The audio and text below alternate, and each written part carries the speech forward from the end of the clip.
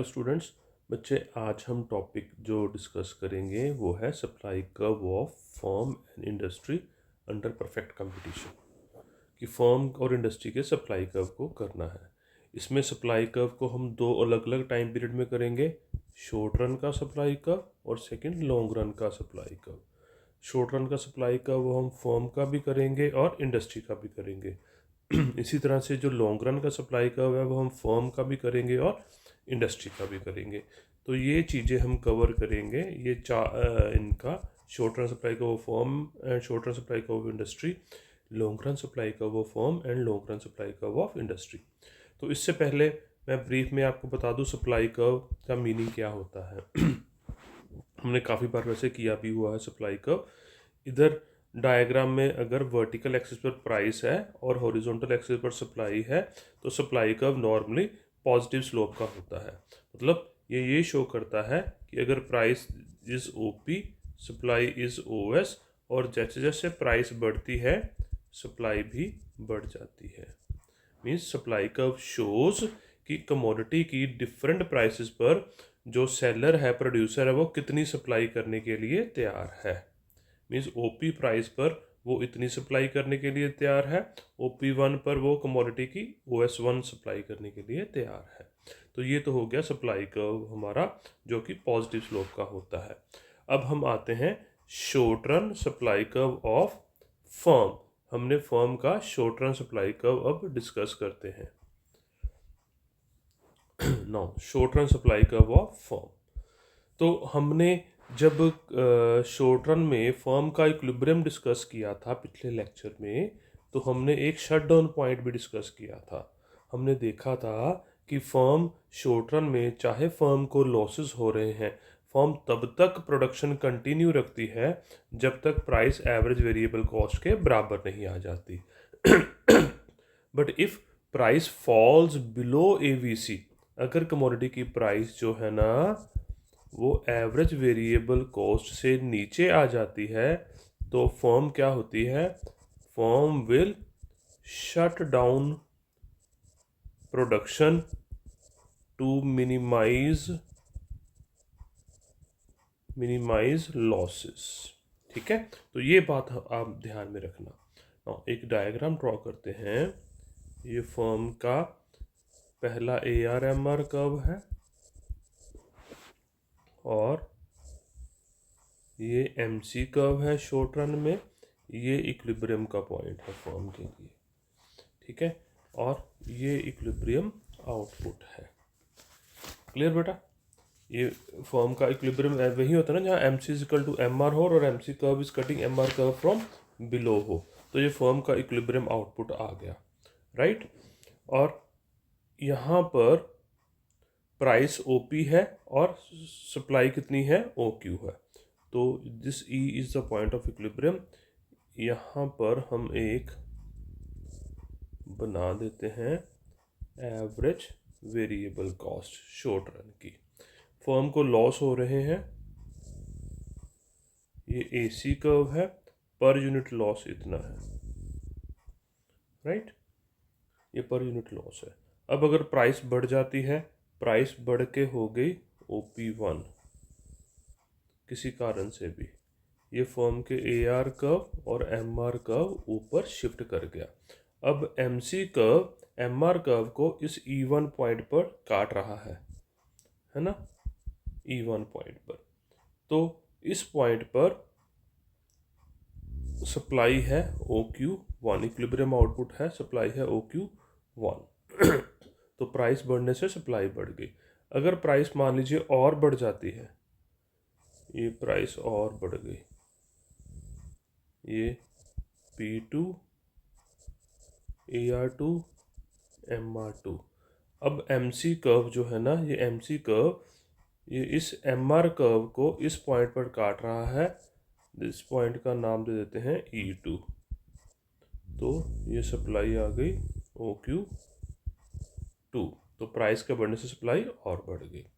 तो प्राइस अगर और बढ़ जाए, P3 ये AR3 और MR3, तो अब MC कर्व MR कर्व को इस E3 पॉइंट पर काट रहा है तो सप्लाई और बढ़ गई OQ3। इट मीन्स जैसे जैसे प्राइस बढ़ रही है सप्लाई भी बढ़ रही है। इट मीन्स ये MC कर्व ही फर्म का सप्लाई कर्व भी है ना। ये MC कर्व फर्म का सप्लाई कर्व भी शो करो कि देखो पिछले पेज पे था ना, जैसे जैसे प्राइस बढ़ रही है सप्लाई बढ़ रही है। तो MC कर्व भी तो यही शो करा कि जैसे जैसे प्राइस बढ़ रही है वैसे वैसे सप्लाई जो है वो बढ़ती जा रही है। तो इसलिए MC कर्व ही फर्म का सप्लाई कर्व है। बट अगर प्राइस OP से नीचे आ जाए, मान लीजिए इतनी प्राइस हो गई, तो फर्म की सप्लाई कम हो जाएगी? नहीं, तो फर्म की सप्लाई बिल्कुल बंद हो जाएगी, क्योंकि यहाँ पर प्राइस और एवरेज वेरिएबल कॉस्ट बराबर है। और हमने पढ़ा हुआ है if price falls below average variable cost तो firm will shut down its production to minimise the losses. तो इसलिए सारा का सारा MC कर्व सप्लाई कर्व नहीं है। Only that portion of MC curve which lies above minimum point of ABC curve, ये MC curve है। ये इसको मैं डार्क कर देता हूँ। ये MC कर्व जो ये वाला पोर्शन है ना, ABC के मिनिमम पॉइंट से ऊपर वाला, इसको फर्म का सप्लाई कर्व कहते हैं शॉर्ट रन में। क्लियर? ये वाला थोड़ा सा छोटा कर देता हूँ मैं।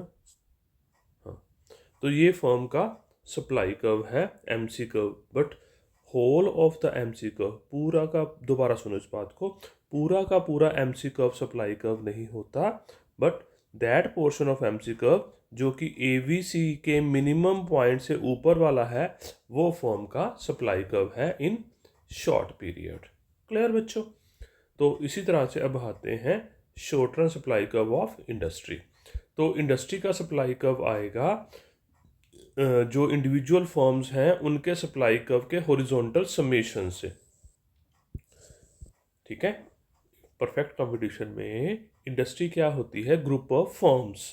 तो एक प्राइस पर सारी फर्म्स जितना प्रोडक्शन करती हैं उन प्रोडक्शन को, या सारी फर्म्स जितनी सप्लाई करती हैं उन सप्लाई को ऐड करके इंडस्ट्री की सप्लाई बन जाती है। ठीक है? तो इससे हम इंडस्ट्री का सप्लाई कर्व ड्राइव करेंगे शॉर्ट रन का। तो which is based on two assumptions, all firms have identical cost conditions and all firms are producing same level of output. ये सिर्फ सिंप्लिसिटी के लिए एज्यूम कर रहे हैं। ठीक है? तो हॉरिजॉन्टल समेशन से कैसे कि मान लीजिए OP प्राइस है, OP प्राइस पर एक फर्म प्रोड्यूस कर रही है OQ, तो 100 फर्म्स की ये फर्म की आगे, तो 100 फर्म्स है, 100 फर्म्स कितना प्रोड्यूस करेगी? 100 इंटू OQ। ठीक है? अगर प्राइस OP1 है, एक फर्म प्रोड्यूस कर रही है OQ1, 100 फर्म्स कितना प्रोड्यूस करेगी? 100 इंटू OQ1। ठीक है? तो इसी से इंडस्ट्री की ये सप्लाई आ जाएगी। राइट? तो इस डायग्राम को हम ड्रॉ करेंगे। ये 2 पार्ट डायग्राम है बेटा। ये पहली डायग्राम फर्म की है, दूसरी डायग्राम इंडस्ट्री की है। तो फर्म की डायग्राम हम सेम पीछे वाली बनाते हैं जो हमने ये बनाई थी। तो फर्म की डायग्राम हम ड्रॉ करते हैं।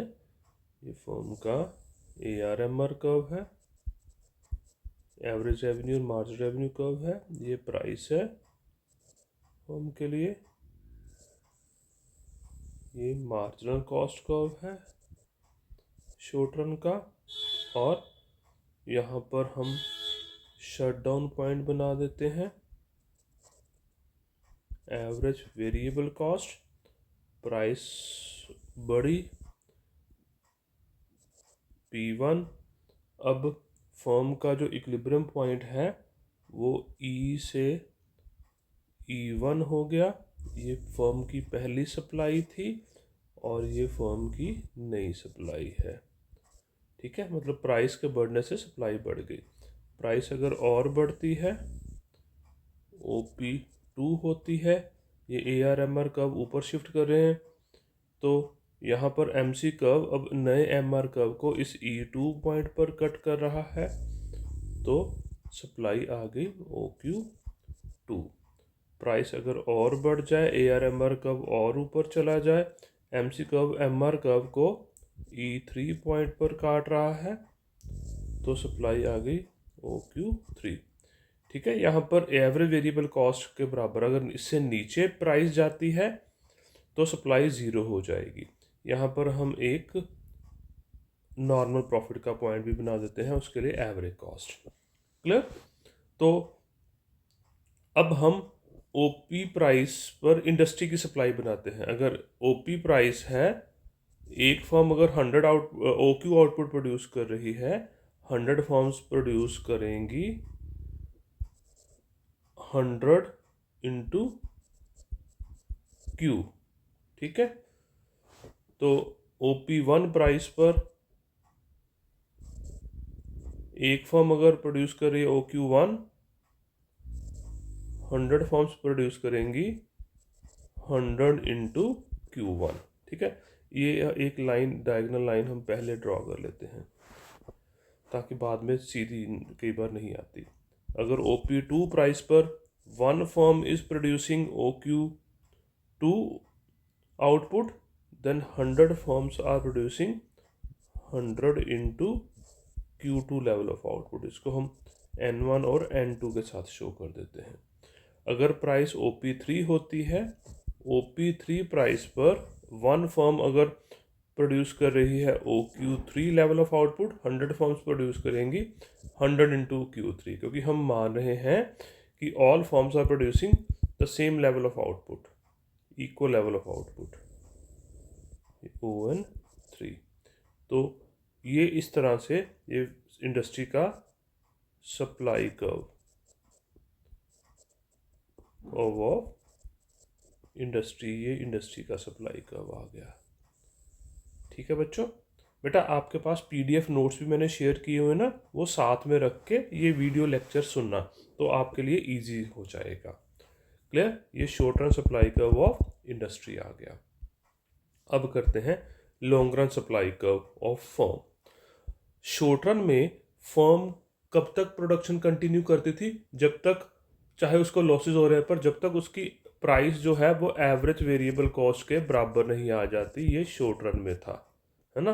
बट लॉन्ग रन में क्योंकि फर्म की कोई भी कॉस्ट फिक्स्ड नहीं होती, सारी कॉस्ट वेरिएबल हैं, इसलिए फर्म अगर प्रोडक्शन बंद भी कर दे उसको कोई फिक्स्ड कॉस्ट बेयर नहीं करनी पड़ती, जो कि शॉर्ट रन में करनी पड़ती थी। इसलिए शॉर्ट रन में फर्म लॉसेस में भी कंटिन्यू करती है। बट लॉन्ग रन में अगर फर्म को लॉस हो रहे हैं तो फर्म प्रोडक्शन बंद कर देगी। ठीक है, इसलिए फर्म तब तक प्रोडक्शन कंटिन्यू रखती है जब तक प्राइस और एवरेज कॉस्ट बराबर नहीं आ जाते। राइट? तो ये अगर मैं डायग्राम ड्रॉ करूं, वर्टिकल एक्सिस पर रेवेन्यू एंड कॉस्ट को लिया जाए, हॉरिजॉन्टल एक्सिस पर आउटपुट को लिया जाए, ये ARMR कर्व है, और ये लॉन्ग रन का मार्जिन कॉस्ट कर्व है। लॉन्ग रन में, परफेक्ट कंपटीशन में फर्म को हमेशा नॉर्मल प्रॉफिट होते हैं, है ना। ये इक्विलिब्रियम का पॉइंट है, क्योंकि यहाँ पर इक्विलिब्रियम की दोनों कंडीशन सेटिस्फाई हो रही हैं। MC is equal to MR and MC curve is cutting MR curve from below. अगर प्राइस लॉन्ग रन में OP से नीचे आ जाए तो फर्म अपनी प्रोडक्शन को बंद कर देगी। तो इसलिए लॉन्ग रन में वो वाला part of MC curve which lies above the minimum point of AC curve is called as long run supply curve of firm. Short run में क्या था? वो portion of MC curve which lies above minimum point of AVC, average variable cost से जो ऊपर था वो supply curve था। बट लॉन्ग रन में जो एवरेज कॉस्ट के से ऊपर वाला कर्व पोर्शन है ना MC कर्व का, वो सप्लाई कर्व है। राइट? अब long run supply curve of industry discuss करते हैं। Long run supply curve of industry. Long run का जो सप्लाई कर्व है ना इंडस्ट्री का, वो उसकी 3 तरह की स्लोप हो सकती है। वो पॉजिटिव स्लोप का भी हो सकता है, वो पैरेलल टू हॉरिजॉन्टल एक्सिस भी हो सकता है लॉन्ग रन सप्लाई कर्व, और वो डाउनवर्ड स्लोपिंग भी हो सकता है लॉन्ग रन सप्लाई कर्व। अब उसकी स्लोप ये वाली होगी या ये वाली होगी या ये वाली होगी, ये इस बात पे डिपेंड करता है कि वहाँ पर कौन सा लॉ ऑफ कॉस्ट या law of returns to scale apply हो रहा है। तीन तरह के लॉज ऑफ रिटर्न्स होते हैं, या रिटर्न्स टू स्केल या लॉज ऑफ कॉस्ट होते हैं, उसके ऊपर डिपेंड करती है इसकी स्लोप। ठीक है, जैसे कि पहले करते हैं हम, इसमें कर लेते हैं सबसे पहले long run supply curve of industry under law of constant cost और law of constant returns to scale. ठीक है, इसमें क्या होगा, देखो लॉन्ग रन है टाइम पीरियड, लॉन्ग रन में फर्म हर तरह की चेंज कर सकती है, और यहाँ पर law of constant returns to scale या law of constant cost apply हो रहा है। तो हम एक डायग्राम बनाते हैं, टू पार्ट डायग्राम बनेगी बच्चे, एक फर्म की और दूसरी इंडस्ट्री की। पहली डायग्राम बना लेते हैं फर्म की और दूसरी डायग्राम बना लेते हैं इंडस्ट्री की। इधर हमने रेवेन्यू एंड कॉस्ट को लिया, इधर हमने आउटपुट को लिया, और इधर डिमांड एंड सप्लाई को लिया इंडस्ट्री के केस में। ये देखिए इंडस्ट्री में ये डिमांड कर्व है डी डी, ये सप्लाई कर्व है, इक्विलिब्रियम पॉइंट है, ओपी इक्विलिब्रियम प्राइस है, this price will be followed by the firm, और ये फर्म के ARMR कर्व है, ये फर्म का MC कर्व है, ये AC कर्व है, E इक्विलिब्रियम का पॉइंट है, OQ इक्विलिब्रियम आउटपुट है। अब मान लीजिए ये इंडस्ट्री का इक्विलिब्रियम आउटपुट है। अब डिमांड बढ़ती है, डिमांड का ऊपर शिफ्ट कर गया D1। अब डिमांड को बढ़ने से सप्लाई भी बढ़ेगी, बट क्योंकि कांस्टेंट रिटर्न्स टू स्केल है ना, तो सप्लाई भी उसी प्रोपोर्शन में बढ़ेगी जिस प्रोपोर्शन में डिमांड बढ़ी थी। तो हमने सप्लाई का ये बढ़ा दिया, या इसको लाइन को ना पहले ही इधर बना लेता हूँ, यहाँ से टेंजेंट, यहाँ से हो गया S1। सप्लाई उतनी की बढ़ी कि प्राइस सेम रही, ये नया पॉइंट E1 और Q1। ठीक है, तो फर्म भी अपनी प्रोडक्शन को बढ़ाएंगी। ये फर्म का MC, इसको 1 का नाम दे देते हैं, right, MC2, AC2 and OQ2, right. तो इंडस्ट्री के E1 पॉइंट को ज्वाइन करके हमारे पास लॉन्ग रन सप्लाई कर्व आ जाएगा, जो कि पैरेलल टू हॉरिजॉन्टल एक्सिस है, ये वाला केस है ना। ये किस केस में है, किस सिचुएशन में है, under law of constant returns to scale और लॉ ऑफ कांस्टेंट कॉस्ट में। अब सेकंड वाला केस हम इसका डिस्कस करते हैं, long run supply of industry under law of कर लेते हैं डिमिनिशिंग रिटर्न्स टू स्केल। ठीक है, long run supply curve of industry under law of increasing cost और law of diminishing returns to scale. Increasing law of increasing cost को diminishing returns to scale भी कहते हैं, क्योंकि जब कॉस्ट बढ़ती है इसका मतलब है कि रिटर्न्स टू स्केल कम हो रहे हैं। ठीक है, अब इस सिचुएशन को ड्रॉ करते हैं।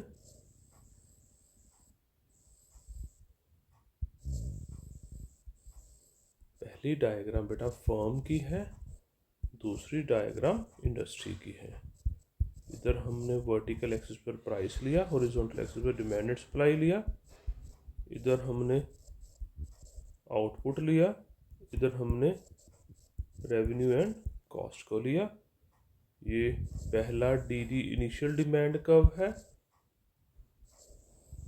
SS इनिशियल सप्लाई कर्व है, E इक्विलिब्रियम का पॉइंट है, OP इक्विलिब्रियम प्राइस है, OQ इक्विलिब्रियम क्वांटिटी है। This price will be followed by the firm, firm के लिए ये प्राइस है। क्लियर? ये ARMR कर्व है, ये MC कर्व फर्म का पहला, फर्म को नॉर्मल प्रॉफिट हो रहे हैं इसलिए AC कर्व पहला, E1 इक्विलिब्रियम पॉइंट पहला फर्म के लिए, OQ1 इक्विलिब्रियम आउटपुट। अब डिमांड बढ़ती है, डिमांड बढ़ गई, डिमांड कब शिफ्ट हो गया D1। अब डिमांड के बढ़ने से सप्लाई भी बढ़ेगी इंडस्ट्री में, बट क्योंकि law of diminishing returns to scale है ना बेटा, तो डिमिनिशिंग रिटर्न में रिटर्न डिमिनिश होने हैं, यानी कि आउटपुट कम बढ़नी है, इसलिए सप्लाई कर्व थोड़ा शिफ्ट होगा। ये हमने सप्लाई कर्व थोड़ा शिफ्ट करा दिया, एस डैश। अब नया डिमांड सप्लाई कर्व नए डिमांड कर्व को इस E डैश पॉइंट पर काट रहा है, तो प्राइस बढ़ के हो गई OP1, आउटपुट हो गई इंडस्ट्री के लिए OQ1। यही प्राइस बढ़ी हुई प्राइस फर्म भी फॉलो करेंगी, ये फर्म का ARMR कर्व ऊपर शिफ्ट कर गया। तो क्योंकि कॉस्ट बढ़ रही है, इंक्रीजिंग कॉस्ट है या डिमिनिशिंग रिटर्न है, तो फर्म अपनी आउटपुट को भी कम करती है इंडिविजुअल फर्म। ये MC2 अब नया MC कर्व MR कर्व को यहाँ पर काट रहा है, तो ये इक्विलिब्रियम आउटपुट आ गई ओ फर्म के लिए OQ2, और यहाँ पर फर्म को नॉर्मल प्रॉफिट शो कर देते हैं AC2 एंड E2। अब ये वाले E पॉइंट को और E1 को पॉइंट जो को ज्वाइन कर दो बेटा, ये long run supply curve of industry आ जाएगा। इसकी स्लोप अपवर्ड है, पॉजिटिव स्लोप का है, इसकी पॉजिटिव स्लोप शो करती है लॉ ऑफ इंक्रीजिंग कॉस्ट और law of diminishing returns to scale. ठीक है, थर्ड केस हम करते हैं long run supply curve of industry under law of increasing cost और law of diminishing returns to scale. ठीक है, डिमिनिशिंग रिटर्न्स टू स्केल नहीं, पिछला हमने किया था डिमिनिशिंग, हाँ लॉ ऑफ डिमिनिशिंग कॉस्ट करते हैं, ये पिछले ये तो कर लिया था, लॉ ऑफ डिमिनिशिंग कॉस्ट और इंक्रीजिंग रिटर्न्स टू स्केल। मतलब अब प्रोडक्शन ज़्यादा बढ़नी है तो एवरेज कॉस्ट कम हो जाती है। तो एक डायग्राम ड्रॉ करते हैं, 2 पार्ट डायग्राम।